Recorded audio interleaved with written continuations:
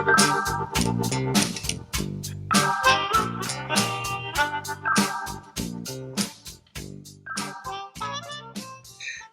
welcome back to another podcast. This one's going to be about thinning trees out, giving them more space and letting them grow. It's funnily enough, it's probably the most controversial issue in tree growing for timber, certainly around the world, but increasingly also to do with biodiversity.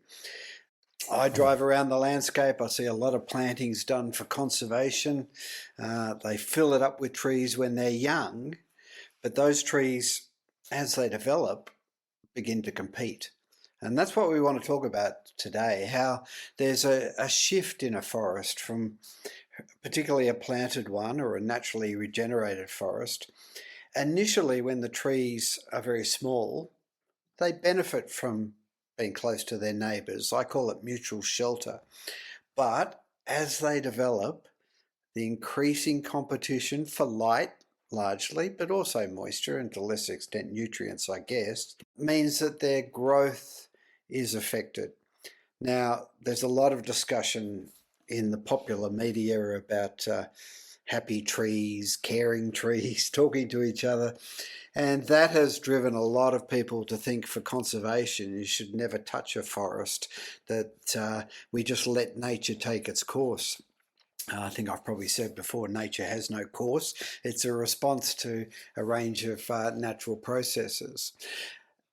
But what we do in this podcast is talk about how particularly farmers, but anyone dealing with tree growing, can manage a forest or a planting over time and therefore direct its growth to achieve the outcomes they want. And they may be conservation outcomes. I've got no problem with that. We do a lot of planting that has that purpose in mind as well.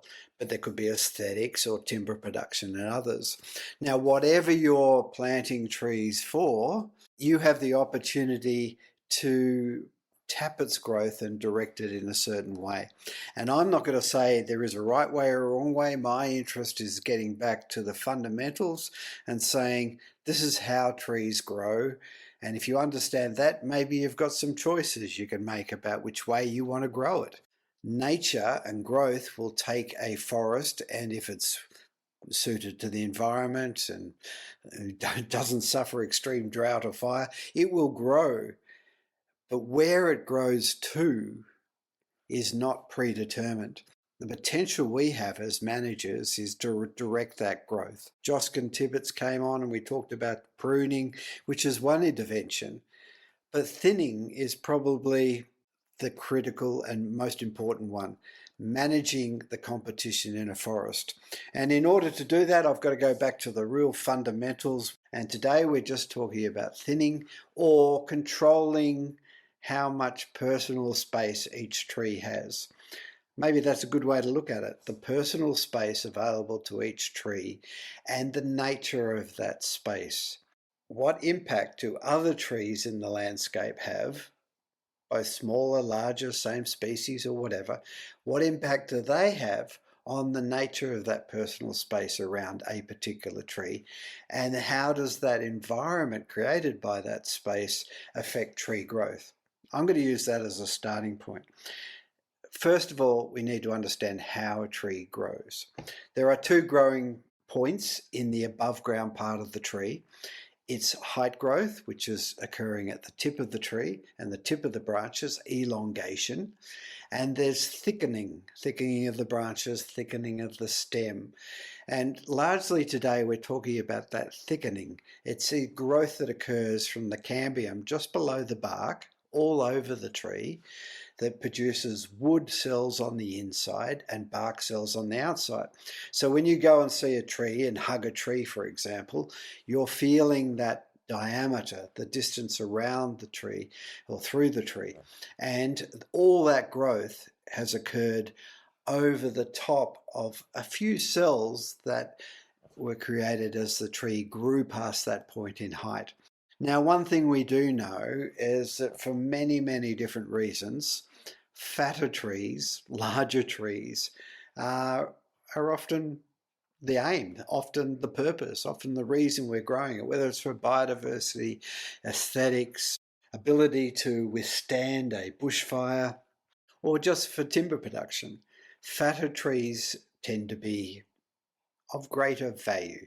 It's certainly what we've produced on the farm. Fat trees, they look great. And when we do harvest some of those fat trees, they're really good for sawmilling. They produce better quality timber, wider boards. Every aspect of it becomes more profitable and higher value, which is my interest in managing the personal space around these trees, because it does have an impact on how the trees grow in diameter. So, what happens when a tree grows in diameter? Probably the easiest way to think of it, and I know it's not the case for all trees, but you've probably seen growth rings in trees. The growth ring of a species that's deciduous or one in a temperate area, there tends to be one growth ring per year, annual growth rings. So if we open up a tree, a teacup in Darwin or a oak in the temperate region, or even a eucalypt growing in a cold area, we can actually see how much it grew each year by looking at the cross section of this tree.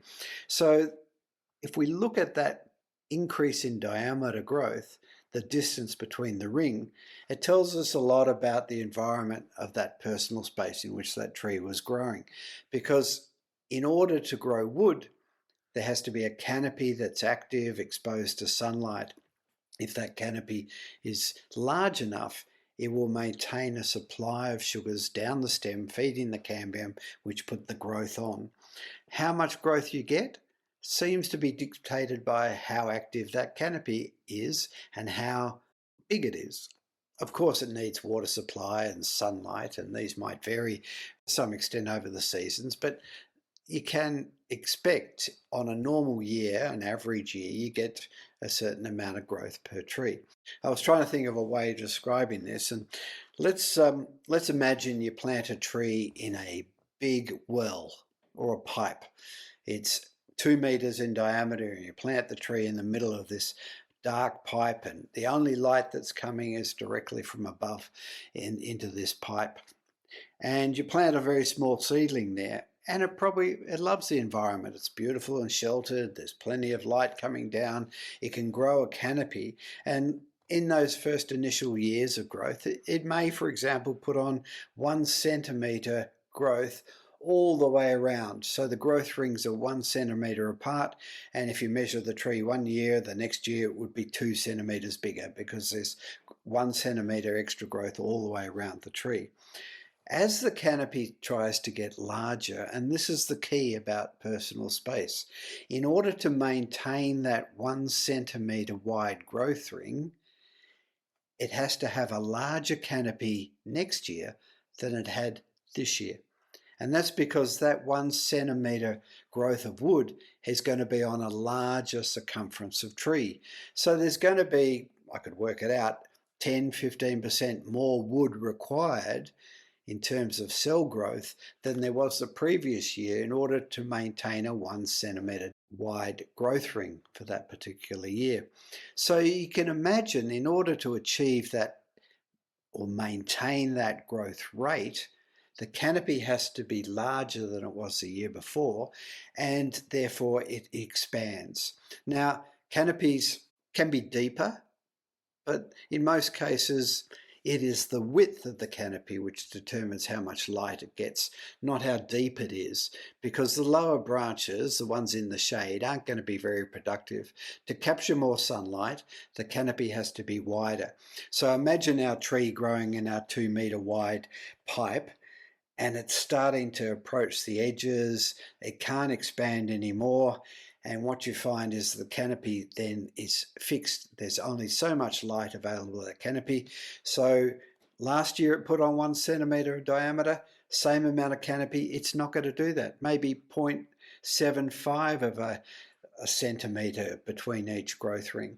And the year after, it's got to try and grow on top of that maybe 0.5 centimetre and then a bit smaller. And what we find is, if the canopy's not expanding because it's been restricted by something, and you know I'm going to talk about restricted by other trees in the forest, but let's just stick to the pipe example for a moment. Each subsequent year, the growth ring will be smaller in width than it was the previous year because the canopy can't expand. And eventually it'll get to a point where there is only millimeters of growth per year. And at this point, it's really tricky. Some trees shut down their growth and become stagnant, actually just stop growing, hold their space.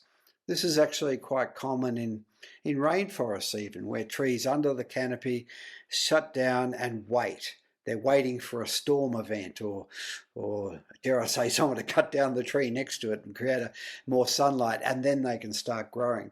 But in many forests, or most forests, the trees can't wait that long, and they slow down to the point where they can't produce enough energy from that canopy to maintain the growth that they did before, particularly if the trees around it are growing taller and the shade is increasing.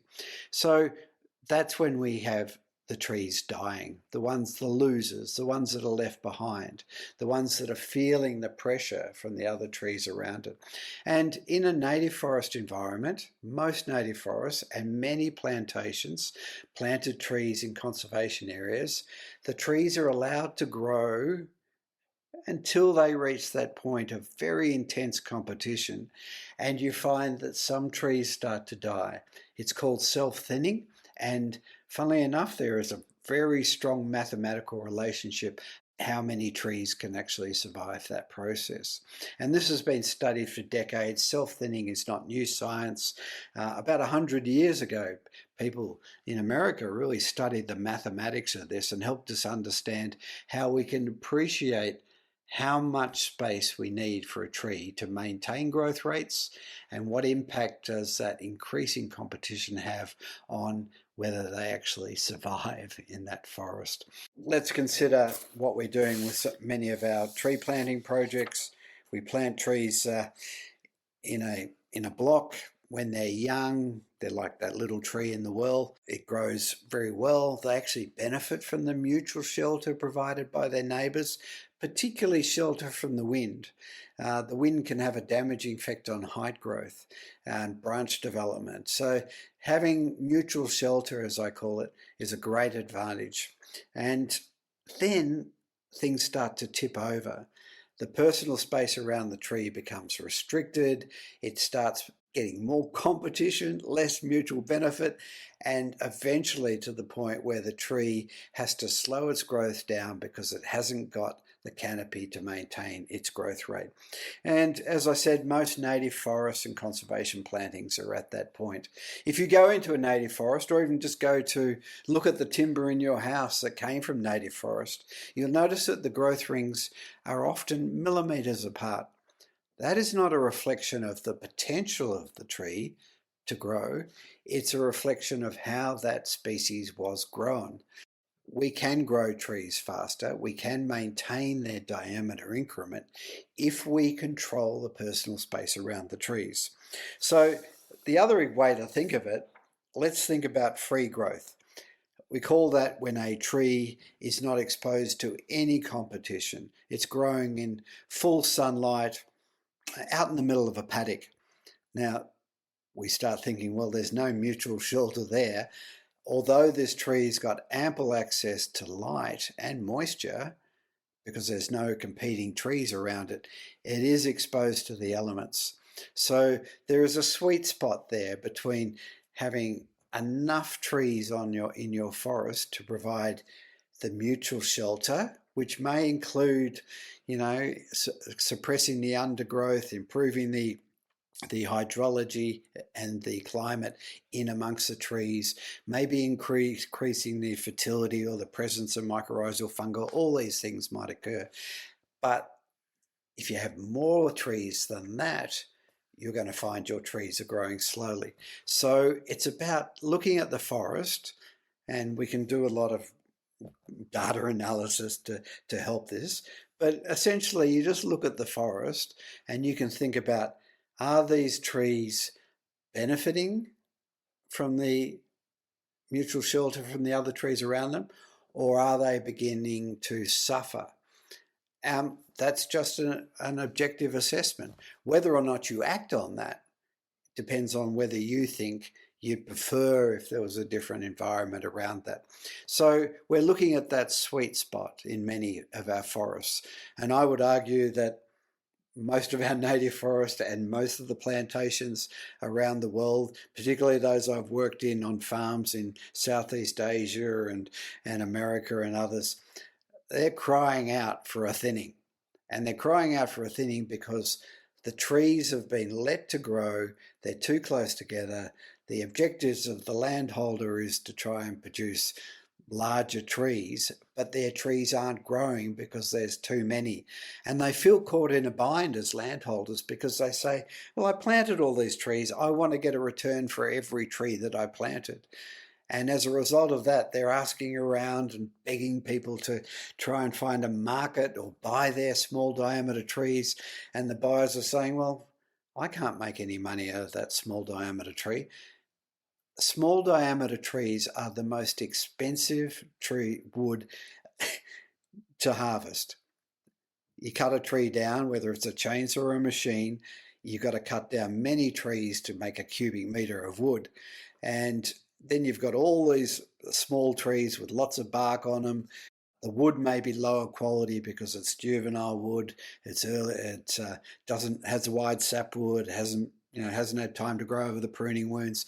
So many factors mean that this wood, this small diameter wood, which is choking up our forests and our plantations, is actually the most expensive, lowest quality wood to try and find a market for.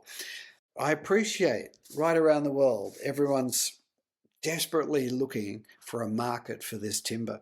It's the holy grail of forestry, really. Everywhere I go in the world, people are desperately saying, we need more research to find a profitable use for these small diameter trees so that we can go into our forests and harvest them and make money out of these trees that we planted. Maybe it's a reflection of my time, my 40 years in forestry.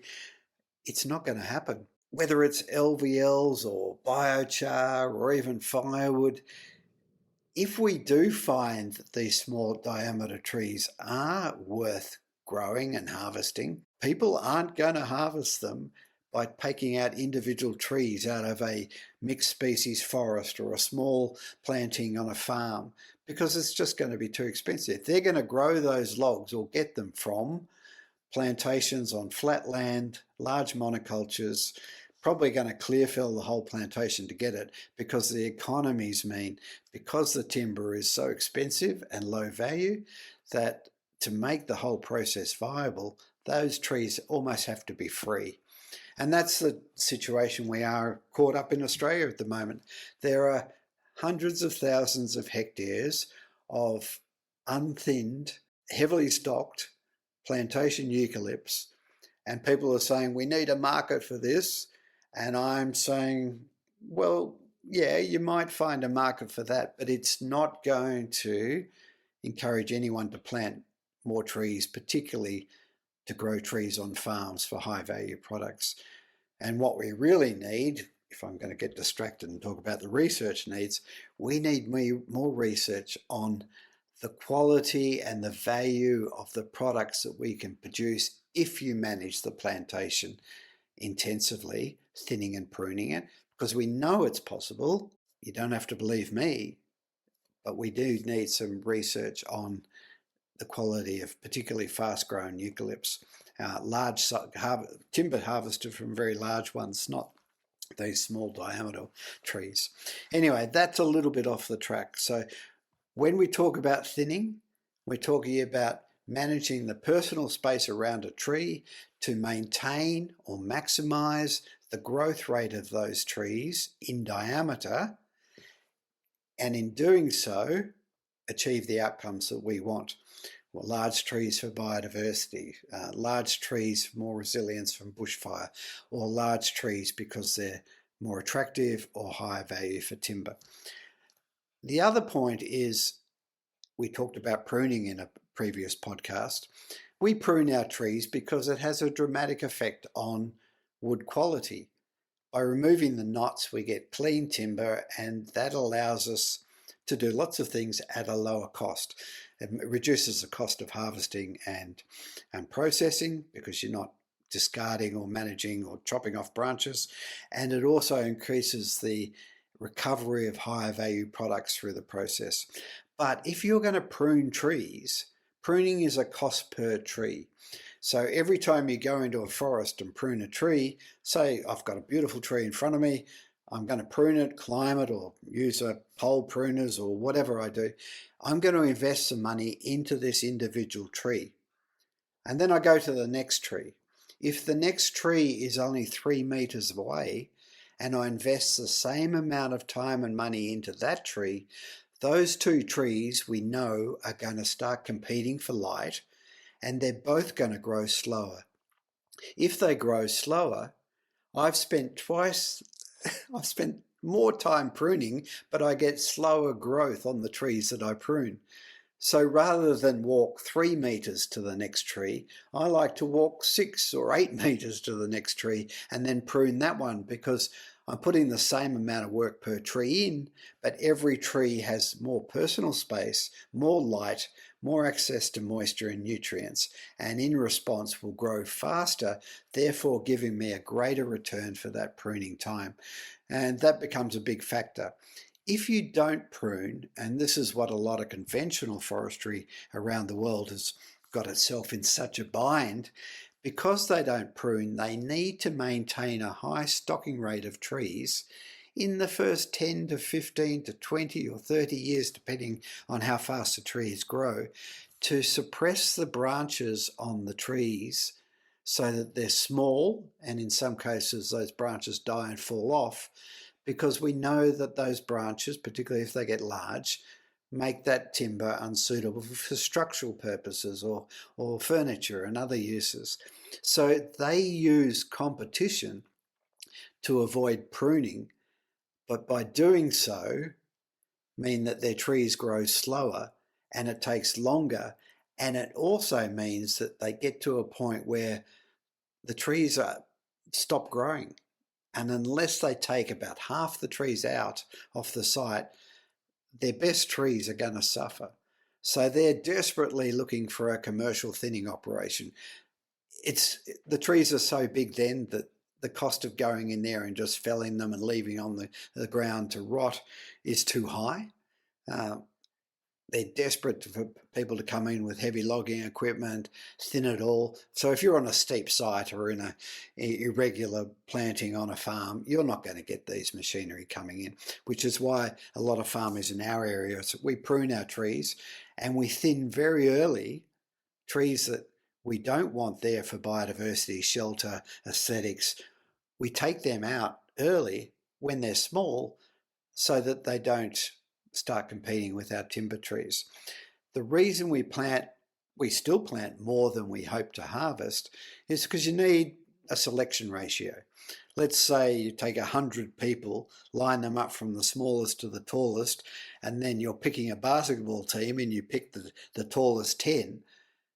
If you only have 10 to choose from, you haven't got the ability to pick the best trees. And as a result, you still want some sort of selection ratio, as well as that early mutual shelter. On a very windy site, you still need to achieve that mutual shelter. And you might do that by planting a few more, or maybe planting fast-growing understory around your trees. But you don't need to crowd the trees.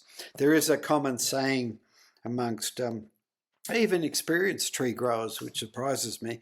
They say you plant the trees close together so you force the tree up to the light. It's entirely wrong. But then people will show you, look at this tree growing in this light well in the forest. It's being forced up. It's tall and skinny. And I said, well, the reason it's tall is it's had beautiful shelter, and the growing tip has grown to its potential given the site conditions. It's grown quite well. But the reason it's skinny is because all the other branches have been suppressed and there's very little canopy on that tree, so you end up with a very tall, skinny tree. Compared to the tree growing out in the middle of a paddock that's had full sunlight, that's been exposed to the elements, and the growing tip has been affected by exposure to wind or drying effects or other things, and you end up with an apple-shaped tree. So that's a fallacy. We need enough shelter for that particular site so that the growing tip can grow to its potential. But that doesn't mean you want to shade the side branches in order to grow the tree straighter. That's not required. We know that shading the side branches, killing them off because of shade, is just reducing diameter increment. Well, you'll just say, well, you've been pruning the branches off. Yes, pruning does slow diameter growth, but only for a short period of time. What we find is that pruning actually improves the form of a tree, because a young tree tends to be very conical in shape, the main stem or the trunk. So as you go up the trunk, it gets smaller in diameter because there's active branches all the way down the stem. But if you take the lower branches off and lift the active canopy higher, you actually find that the lower stem becomes more cylindrical. I've got off the track again, talking again about pruning. Today's focus is on the thinning aspects of the tree. So we've talked about the personal space and the dilemma that many growers find themselves in, and the fact that for many farmers, particularly inexperienced tree growers, they've spent 10 to 15 years caring for these trees, and then someone like me comes in and says, well, you said you wanted to grow large trees.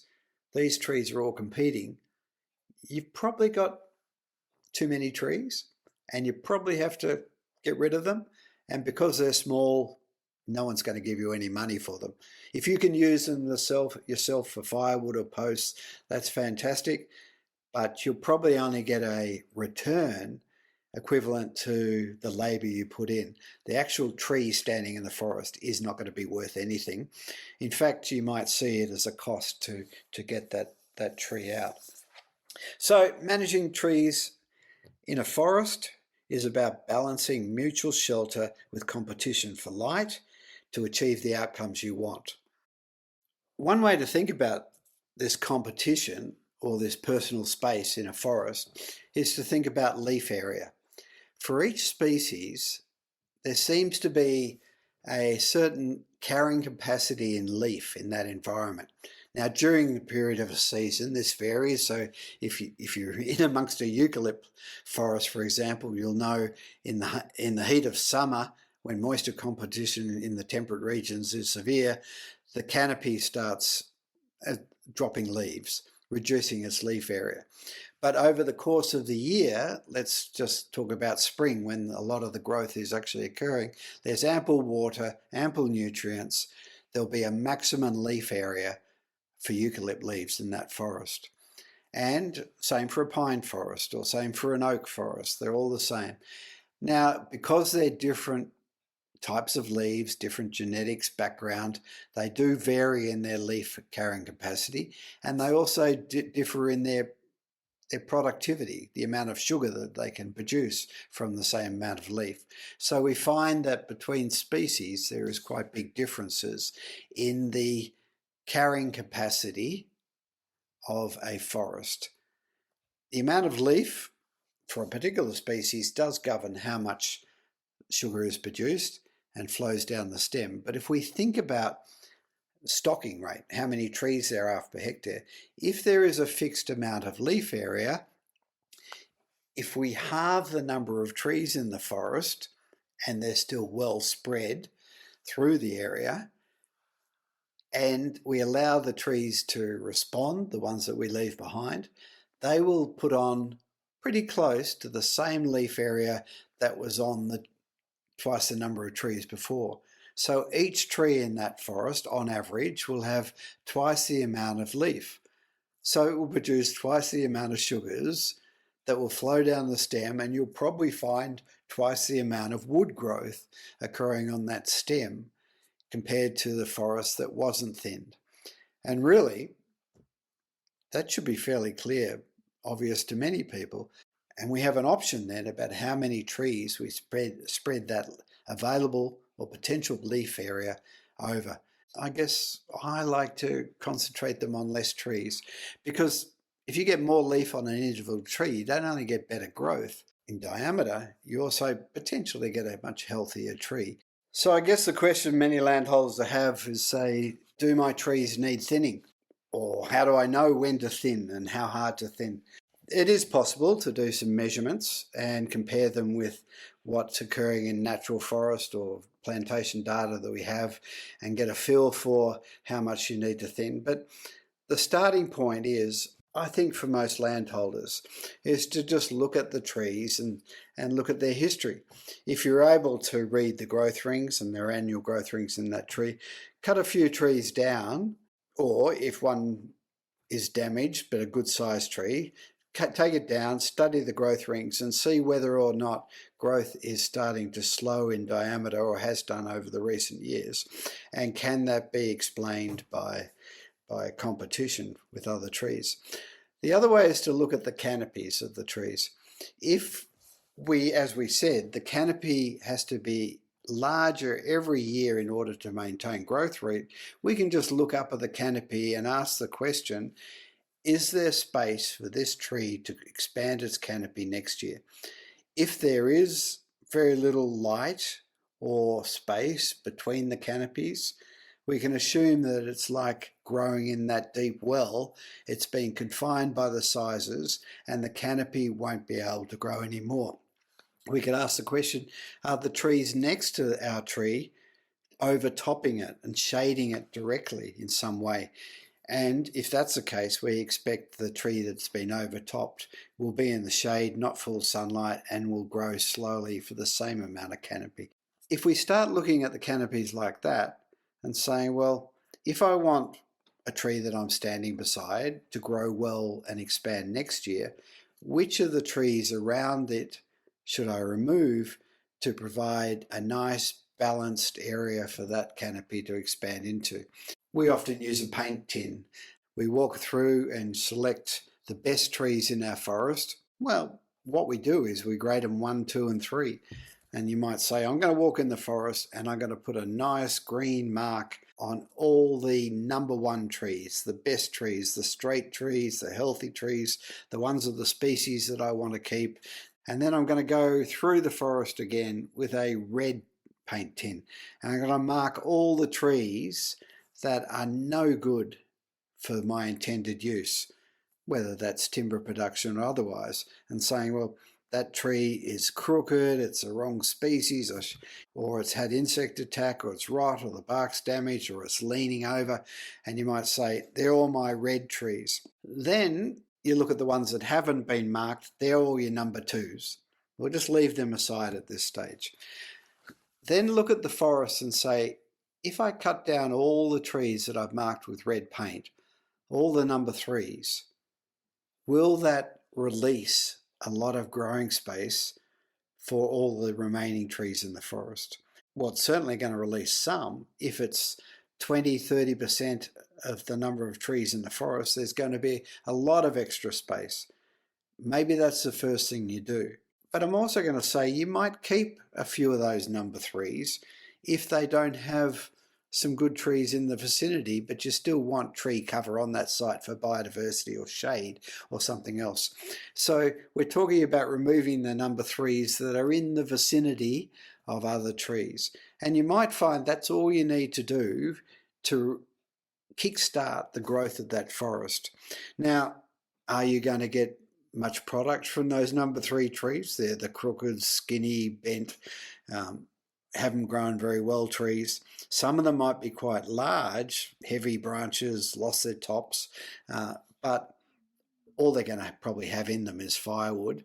And because you've got on a farm, possibly not a lot of volume of that, I suspect you're not going to find a commercial market for it, and that's okay, because the reason for doing it is order to drive the growth towards the best trees in the forest. Now, if you come back at the following year and you've taken out all the worst trees, or a few years later, you've taken all the worst trees out, and you think, well, all the trees are pretty good now, there's no really bad ones, but the competition is starting to build again. I can see the lower branches are getting affected in the upper canopies. They still haven't got room to expand into. Maybe we should remove a few more. You might do the same thing, but this time when you're picking number 3 trees, you're being much more ruthless. You're saying they've got to be perfectly straight, or they've got to be perfectly this. Or you might start saying, these are two good trees, but they're too close together. Now, how close is too close together in an open forest? Well, I suspect you can have a couple of trees 3, 4, 5 meters apart. They will be touching canopies on one side, but as long as there's plenty of open space around it and most of the light is coming from above rather than the side, I think you're probably going to be fine. So I'd concentrate on removing the poorly formed trees. And it may be that you get to the point where rather than take out the trees that are performing badly, you're starting to get a few trees which are big and you want to take them out for a building project or for sale or something, and then you'll start taking the biggest trees out, and that'll start moving your forest forward as you release larger and larger gaps. How do you actually do it? Well, this is a tricky situation for a manual operation where you're using a chainsaw and felling trees. If your forest has become quite dense, it can be very tricky to harvest individual trees, and you'll see that in the big industrial commercial plantations where they use machines, they go through and they take out every third or fifth row and some of the trees between those rows with the machine, and they can get them on the ground quite well by doing that. They can get access. But if you're going through a forest and just trying to cut down some big trees that are close to others, you may find it's hard to get them on the ground. We use a logging winch to help us directionally forward, but the key is we do a lot of that thinning to waste very early so that we create a parkland, and a parkland is easy to move through and easy to get trees on the ground. The other option, which you can do at any stage, is you might look at ring barking or stem injecting the trees. This is often done in native forests, for example, which come up very thick, regrowth, a couple of thousand regrowth stems, 10 to 15 centimetres in diameter in the forest. Very labour intensive or tricky operation to cut those trees down, and even if you do cut them, they'll sprout again from the base and then crowd out your forest. So they do a lot of stem injection. They inject a herbicide into the stem, into the sapwood. It flows up the trunk and kills the canopy. And when the canopy dies, the root system dies. So you rarely have a problem of a flush of growth coming from that tree. The other option is ring barking. You actually remove the bark from the tree, just the bark, down to the wood, but you have to remove it all the way around, and you've got to do it so there's a significant gap. So you might remove 5 centimetres of bark in a strip right around the tree. This is the easiest time of year to do this is in spring when the tree is actively growing. I sometimes do this for demonstration using a handsaw or a small chainsaw, walk around the tree very quickly, just nicking it down to the wood, and then using a hammer or the back of an axe, knocking that bark off. What you're doing then is you're not actually killing the canopy of the tree, because water can still travel up through the sapwood. You are potentially killing the root system because sugars flow down the inner bark. They can't get past the point where you've ring barked the tree, and the root system will die. Having said that, I have had farmers ring me up saying, I've ring barked all my trees, but some of them died and many didn't. What's going on? And what's happening there is the plantation was probably getting to an age where there was quite a significant amount of root grafting between the trees, and that root grafting meant that a tree could actually survive. Its canopy was getting water from the root system. Its root system was getting fed sugars from another stem next to it. And it sounds perverse, but you can actually have a ring bark tree that stays alive as long as the root system is being supplied. And that raises the other issue where we know there may be the potential for root grafting between trees, and this is very common in eucalypts. I've seen it in pines and oak. It's many species. Over time, the roots cross over and they just graft together, and then the flow of water up the stems can cross that graft, and the flow of sugars down through the trunk can cross that graft and feed the alternative root system. And as a result of that, If you cut the trees and put a herbicide on the stump, which is quite a common practice to try and kill trees, that herbicide could be drawn down into the root system, across the root graft, and then up the tree beside it and kill the tree that you're actually trying to help by doing the thinning. And we call that flashback. I won't touch that method, it's too risky, but if you put the herbicide into the sapwood, it will flow up to where the active canopy is. And in response to that, you'll find that you very rarely get a flashback if the tree is still standing and you've put the herbicide into the main stem. So that's a couple of options on thinning. Again, the larger the trees, the more expensive and labour intensive a thinning is. So the key is, and the difficult thing for so many landholders, is to do it before the competition starts, when the trees are quite small, and once you've just got enough mutual shelter. So I wouldn't go into a plantation on an exposed hillside when they're only 3 or 4 years old and cut half the trees down, because those trees are probably just starting to shelter each other because it's an exposed site. So on an exposed site, you might just leave the trees there for a little bit longer, but then watch how they grow. And when you think the competition's becoming too severe, then you can start reducing that.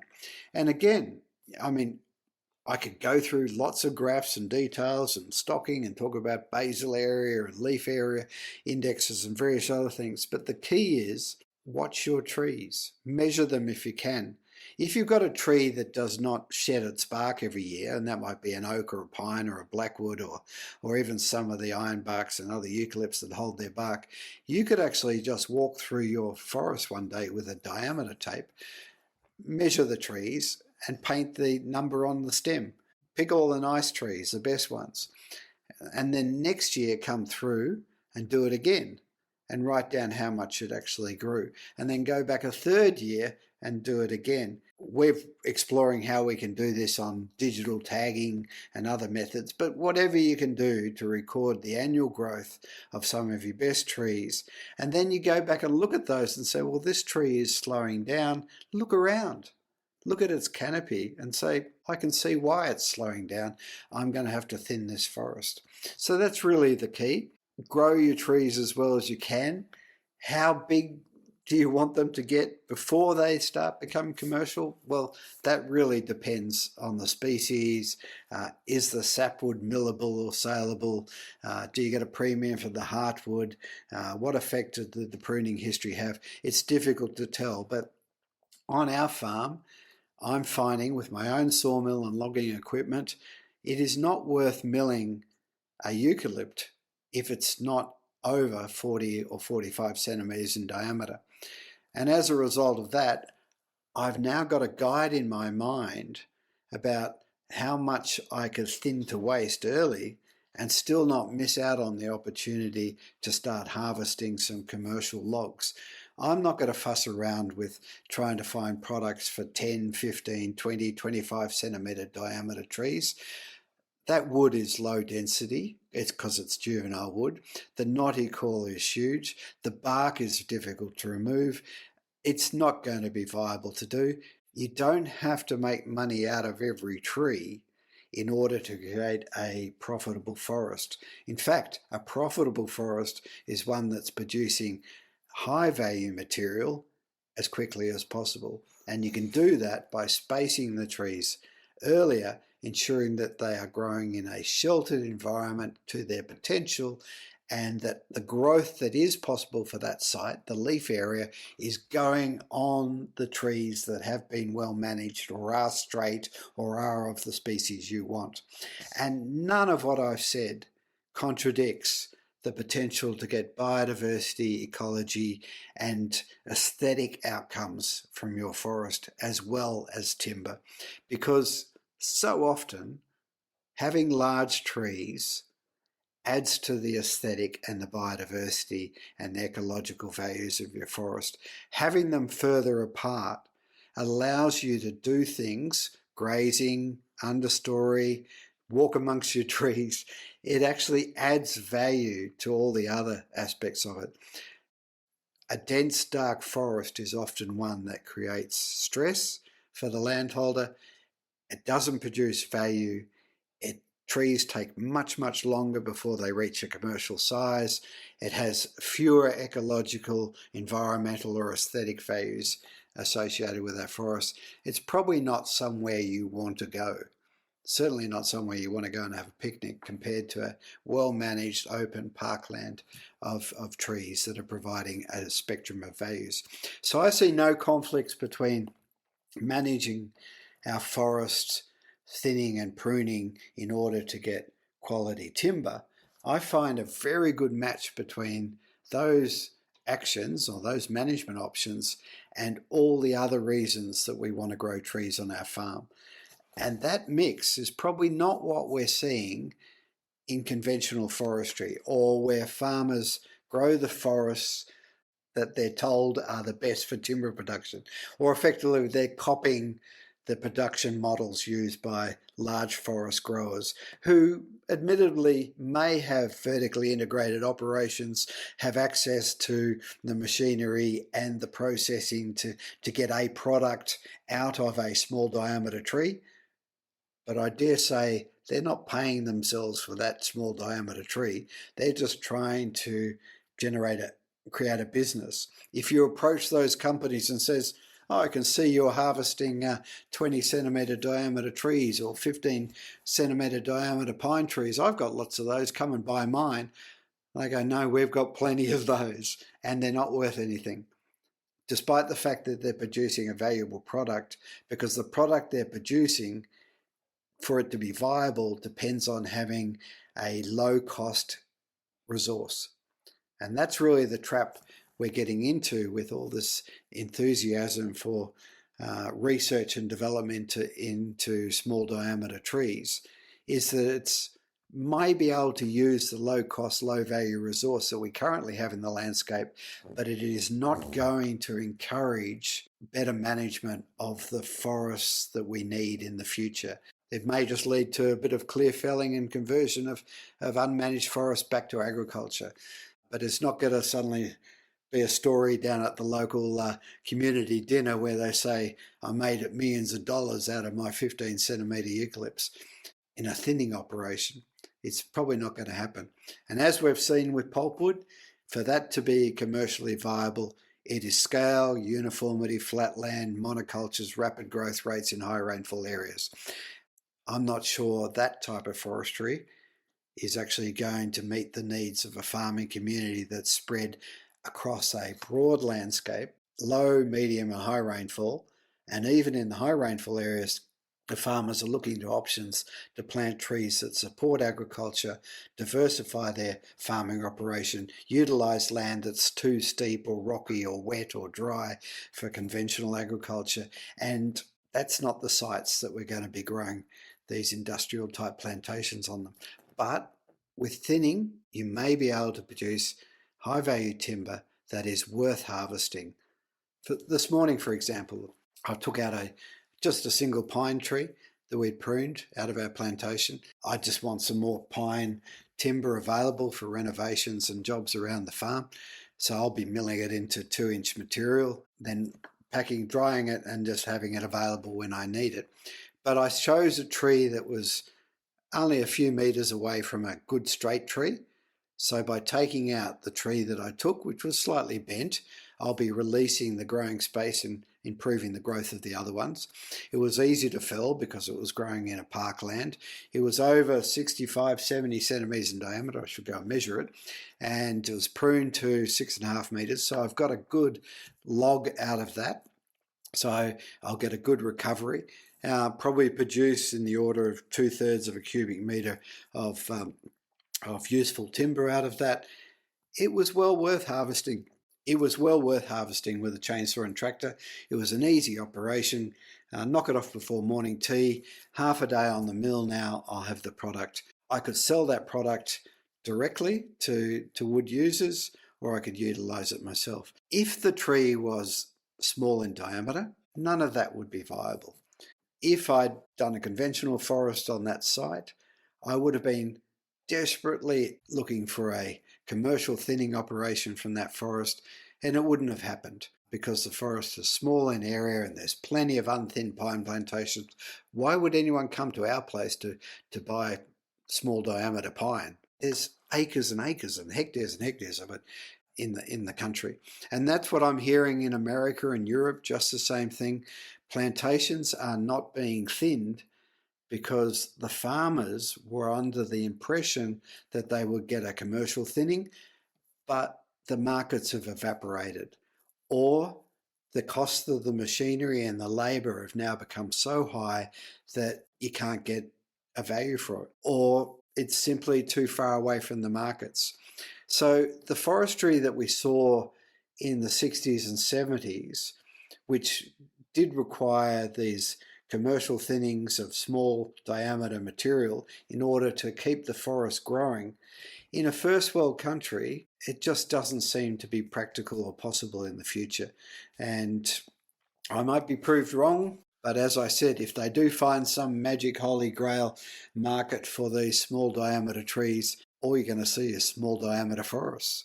And we're not going to have the multi-purpose mature forests that so many of us talk about wanting for all their values, but also are going to produce these high-value solid wood products of the future. So that's a discussion about thinning. It's probably, to some extent, demonstrates a concern about some of the developments, approaches to forestry that have occurred in the last few decades. For farmers, we have alternatives. We don't have to participate in the programs that conventional forestry is able to apparently make work because of their scale and uniformity, but there are other options. As I said, I don't want to tell farmers why to grow trees, but if you want to grow trees of size, you have the opportunity to do that. And thinning or spacing, well, let's get back to that term I used, giving each tree sufficient personal space to grow to its potential is the key to produce high value forests for a whole range of reasons. So thanks very much for that, and we'll catch up again with another podcast in the future. Regards.